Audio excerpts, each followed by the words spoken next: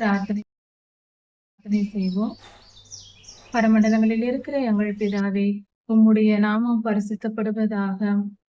சர்வ வல்லமையுள்ள தேவனே, நீர் நீதிமானை சோதித்தருகிறீர், துன்மார்க்கனையும் கொடுமையில் பிரியம் உள்ளவனையும் உம்முடைய உள்ளம் வெறுக்கிறது. கர்த்தாவே, இந்த வசனத்தின்படி எங்களை சோதித்து அறிந்து எங்கள் நீதிக்கேற்ற பலனை தாரும். நீதிமானை சோதித்தருகிற தேவனே, எமக்கு நன்றி செலுத்துகிறோம். எங்கள் நீதிக்கேற்ற பலனை நீர் தரும்போது நாங்கள் எவ்வளவாய் மகிழ்ந்திருப்போம், சந்தோஷப்பட்டு களி கூறுவோம். ஆம் சுவாமி, அந்த மகிழ்ச்சிக்கு அளவே இல்லை. உம்முடைய பிள்ளைகளுக்கு நீர் நீதியை வெளிப்படுத்தும். எங்களுக்காக இறங்கும் சுவாமி. எங்கள் நீதியின் கிரியைகளை ஆராய்ந்து பாரும். உமக்கு கீழ்ப்படிந்து உம்மிடத்தில் பயபக்தியாய் இருந்து எங்கள் கால்களை பாவத்திற்கும் அக்கிரமத்திற்கும் அநியாயத்திற்கும் மீறுதலுக்கும் துன்மார்க்க கிரியைகளுக்கும் சாபங்களுக்கும் நாங்கள் எங்கள் கால்களை விலக்கியதை நினைத்தருளும். எங்கள் போராட்டங்களில் எல்லாம் நாங்கள் உம்முடைய திருக்கரங்களை பற்றி கொண்டு உம் திருப்பாதத்தை நம்பி நாங்கள் பாவத்திலிருந்து விலகி வந்ததையெல்லாம் நினைத்தருளும் சுவாமி. நீர் தந்த பலத்தினால் இந்நாள் வரை நாங்கள் பரிசுத்த பாதையில் வாழ்ந்திருக்கிறோம்.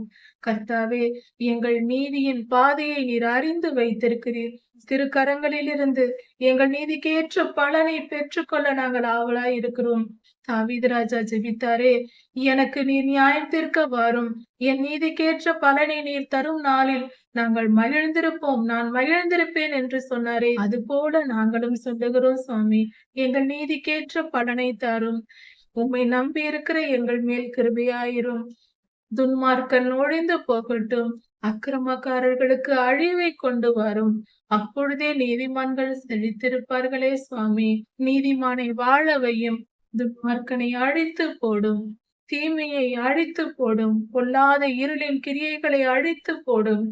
சர்வ வல்லவரே, உம்மையன்றி எங்களுக்கு வேறு கதி யாருண்டு?